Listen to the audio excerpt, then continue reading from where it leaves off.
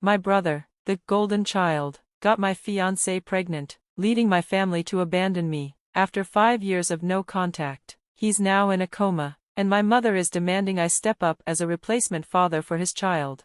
5 years ago, just a month before my wedding, I discovered that my fiancée, Karen, 30F, had been having an affair with my brother, Chris, 33M. They came clean only because she was pregnant and wanted to keep the baby. It turned out they had been seeing each other since my engagement.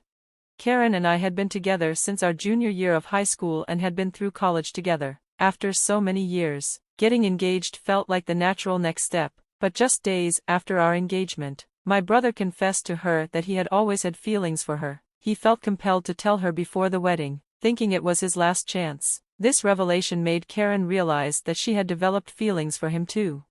They had even flirted behind my back at family events, but she wasn't sure about pursuing anything with him, which is why she stayed with me. I found out about their affair just a few months before the wedding when they sat me down with my parents to break the news. Karen couldn't marry me because she was in love with Chris, and they were having a baby together.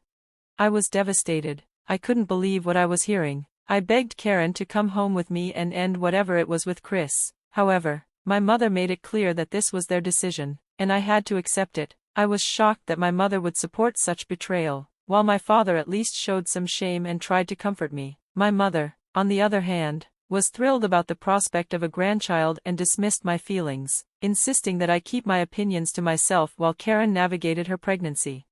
Following that confrontation, Karen moved in with my family since her own parents wanted nothing to do with her. Our wedding was cancelled, and my parents covered the expenses, sparing me any financial worry, but I was ostracized for refusing to speak to them, and for 5 years, I had no contact with my family. The only one who occasionally reached out was my father, but I wasn't interested in talking to him. It was complete radio silence from them after I cut ties. Getting over the betrayal took a long time. I loved Karen deeply, and it required extensive therapy to heal. Even now, I can't say I've fully moved on, but I'm managing. The rest of the family kept in touch, and I eventually learned that Karen had a son with Chris. A month after giving birth, a paternity test confirmed that he was indeed Chris's child, so there was no reason for them to reach out to me. They got married and have been together ever since. I thought everything was going well for them until my mother unexpectedly called me last week. Given her unwavering support for Karen and Chris, I was surprised to hear from her. I returned her call after receiving an email marked urgent. In tears, she delivered terrible news. Chris had been in a serious hit-and-run accident and was now in a coma. This happened last week, and just 3 days later, doctors reported that his condition was critical. I expected my mother to ask me to visit him and support the family, which I would have been willing to do. I didn't want to turn my back on someone in such a dire situation, but then she took the conversation in a different direction. She wanted me to be there for Karen and my nephew. Confused, I asked her to explain. She told me that since Chris was incapacitated, I needed to step in for him. My mother expected me to take care of Karen and her child in every way possible, not just financially, but she wanted me to move in with them. She claimed she would take them in herself, but at her age, she couldn't manage it all. She expected me to make a decision right then and there on the call. I lost my temper because for 5 years, my mother hadn't spoken to me, and now, when she finally reached out, she expected me to take on such a huge responsibility. I understood that Karen and her son were alone and needed support, but that support should come from their immediate family, not from me, the person she had betrayed without even a word of apology. I firmly told my mother I wasn't going to do anything of the sort and called her foolish for even thinking I would agree. She started arguing with me over the phone, but I didn't have time to waste on that. I was already angry, and I didn't want to let the conversation ruin my mood further, so I hung up and blocked her once again. I tried to continue my day as normal, but thoughts of what Chris and Karen were going through kept creeping into my mind. I felt sympathy for them, but there was no way I was going to take my brother's place in their family. It felt bizarre. He was still alive, albeit in a coma, and my mother was acting as if he were gone for good. The entire situation felt off to me. Later that day, I decided to call my father, hoping he would have a more reasonable perspective than my mother. It felt awkward after 5 years of silence, but after some brief small talk, I asked how Chris was doing. He admitted that things weren't looking good. I then recounted my earlier conversation with my mother, expecting my father to provide some insight. Instead, he surprised me by agreeing with her. That shocked me. My dad had always been the more level-headed of my parents. When I pressed him on whether he truly believed that, he confirmed he did. He mentioned that Karen and I had a history and that I was still part of the family, regardless of our relationship over the past 5 years. I was blood, and if anyone should step up for the family, it was me. He claimed my mother's expectations weren't unreasonable.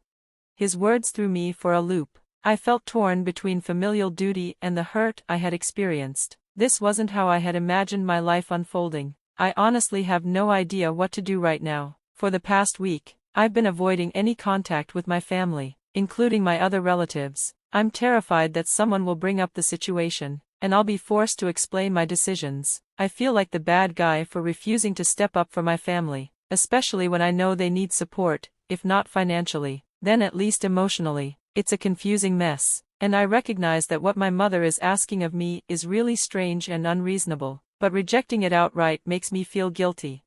I haven't even visited the hospital to see my brother because everything about this situation feels off. I also can't talk to any of my friends. This is so personal. They know about the rift in my family since my wedding got called off, but this feels even more complicated. So, I'm posting here on Reddit, hoping for some objective opinions. I feel like everyone I know will have some biased view, and I genuinely need advice to avoid losing my mind over this.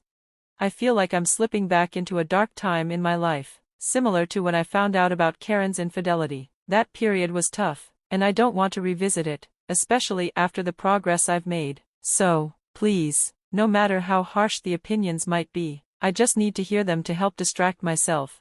So, am I the hole for refusing to see my family and step up after my brother's accident? Update 1. Hey, everyone, I decided not to visit my family for now. It's just too overwhelming. I didn't realize how much my anxiety had escalated this past week due to my parents' comments. I'm back on my anti-anxiety medication and working on coping. I've received so much love and support in the comments of my original post and even in my DMs, which I'm incredibly grateful for. I've also confided in a couple of close friends about what's happening. They reassured me that my choice to stay away is the right one for now. I need to prioritize my well-being, especially since Chris and my family have always put themselves first. To be honest, I don't feel like I need to support them emotionally either. They have each other. They can handle this on their own. I was the one who felt abandoned when my immediate family didn't support me after my wedding was called off. My parents sided with my brother despite his wrongdoing, and he should have been the one pushed out of the family, but that's in the past, and I'm trying to move on. I can't do that successfully if I keep going back to them, so I've blocked them again and will stick to my decision to have no contact. I genuinely feel bad about what happened to my brother, and I hope he recovers soon. I would never wish harm on anyone, regardless of our past. I'm focusing on my mental health now, considering therapy to help me process everything, especially after realizing how much my parents' words affected me. I want to ensure I'm dealing with all of this properly and not letting old feelings resurface.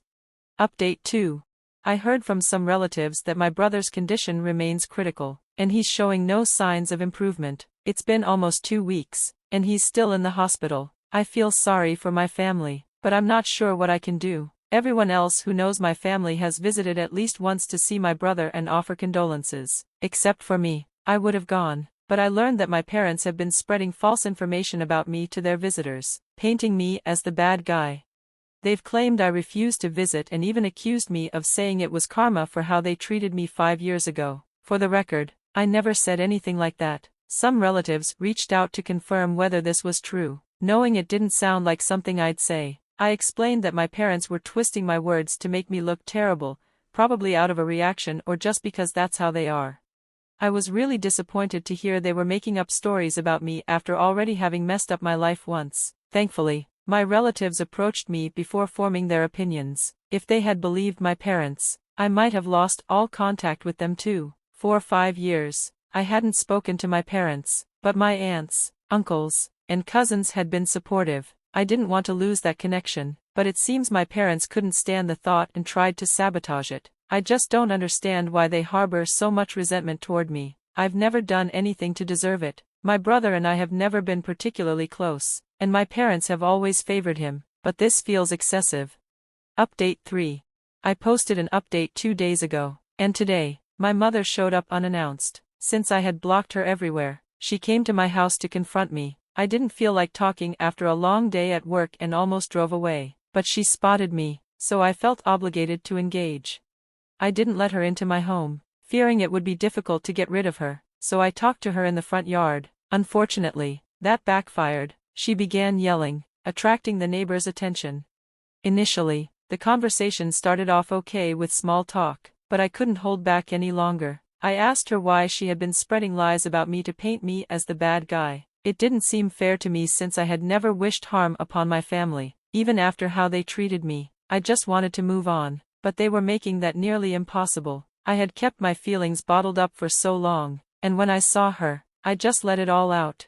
I told her that, after everything that had transpired, it was hard for me to view them as a family since they had never treated me as such. I was deeply disappointed in their behavior. Whatever she wanted to discuss could wait because I had just come home from work, and I wasn't in the mood for an emotionally draining conversation or a fight. Up until that moment, she had been listening to me calmly, but when I expressed my desire not to talk right then, her demeanor shifted. She got angry, claiming she had come to apologize for the very issues I had raised. She said that she and my father had been upset with me at first because I hadn't supported the family by visiting my brother in the hospital. However, they eventually recognized that they hadn't treated me well over the past 5 years, and I was clearly still hurt by that, which explained my absence. She insisted that she was there to talk things through because she believed the family should unite during this difficult time for emotional stability. But when I declined to engage, she opted to yell at me instead. She told me I should be grateful to still have a family, implying that after my reaction to my brother's accident, she considered cutting me off and ensuring that the rest of the family followed suit. I was baffled and asked her to clarify. She explained that she thought my reaction had been insufficiently emotional upon hearing about my brother's accident, and I sounded indifferent on the phone. Of course, hearing such news affected me deeply. Despite our strained relationship, I never wished ill upon anyone, including my family, so I was certainly upset by the news. Perhaps my distress didn't come through on the call since she couldn't see my face, but her reasoning was utterly illogical. She even suggested that my absence for Karen and my nephew showed how little I cared for the family. It felt like she was fabricating excuses to justify their behavior, and I couldn't help but think my parents had lost touch with reality. After her yelling escalated, my interest in conversing with her evaporated. I decided to retreat into my house and asked her to leave. Eventually, I unlocked my door and stepped inside while she continued to shout at me. When she tried to follow, I closed the door in her face and insisted she leave. As I was furious and wanted no further interaction, she argued back, but I warned her I'd call the police if she didn't leave, which finally made her go, though not before she hurled curses at me, claiming I would face consequences soon. I had no idea what she meant by that and honestly didn't care. I just wanted to relax and move on with my life. Update 4. It's been 26 days since the accident, and my family finally had some good news to share. Naturally, they didn't tell me directly. I found out from my cousins. The good news is that my brother is showing signs of improvement. He's no longer in a coma and is responding better, which is a relief. I truly hope he continues to recover, as the past month has been stressful for everyone, including me, even though I feel like I've been cast out from the family long ago. The way my parents have been treating me over these past 26 days has shown me just how unhinged they've become, taking their frustrations out on me. After my last encounter with my mother, which I mentioned in my previous update, I didn't hear from her for a couple of days. Then my father called me to yell instead. He used a different number than usual, so I didn't realize it was him at first. When I answered, he immediately started yelling, not giving me a chance to hang up once I recognized his voice. He called at 5 a.m., knowing I'd be groggy and disoriented when I answered. A couple of days after my interaction with my mother, my dad called me at 5 a.m., and after 3 calls, I finally answered the 4th one. He launched into a tirade about how ungrateful I was and how he wished I had never been born. He threatened to ensure the rest of the family would cut ties with me for not visiting my brother in the hospital. After about 5 minutes of ranting, he hung up on me while I was still processing what had happened. By the time I gathered my thoughts, he had already blocked my number. In the moment, it wasn't funny, but looking back, I find it amusing how desperate my parents are to paint me as the villain. They're willing to go to such lengths to justify their anger. I've said before that I believe they were just venting their frustrations on me, needing a scapegoat as they navigated this crisis. But despite their efforts, They haven't turned the rest of the family against me. They know the truth about what happened 5 years ago. Now that my brother is improving, I hope they finally back off and focus on his recovery. Update 5. It feels surreal to return here after nearly 3 years. So much has changed, mostly for the better. I've been living in Germany for work for the past year and a half, and I'm currently in a happy relationship. My girlfriend and I have been together for 8 months, and it's been blissful. In these 3 years, I've had zero contact with my family, and honestly, that's been blissful as well. I've stayed in touch with my supportive relatives, and my brother has fully recovered from the accident, though it took him a while to regain normalcy. He's doing well now. Karen reached out after my brother's recovery to talk and apologize for the past, but I told her that an apology wasn't necessary at this point. She came to me with a bouquet to extend her and my brother's regrets after everyone learned I was moving to Germany for work. My brother couldn't come due to feeling ashamed of the past, but honestly, none of it mattered to me anymore. I told them I forgave them and that I didn't care because I was moving on to better things in my life. Now that I'm here, my parents have stopped contacting me, and I'm genuinely happy about that. I wouldn't let that kind of relationship resume for anything. I finally feel content. Anyway, now that you're all caught up, I need to get back to my life. Thank you so much to everyone who showed me love and concern when I was posting here, and for those who continued to ask about me in the comments even after I stopped posting.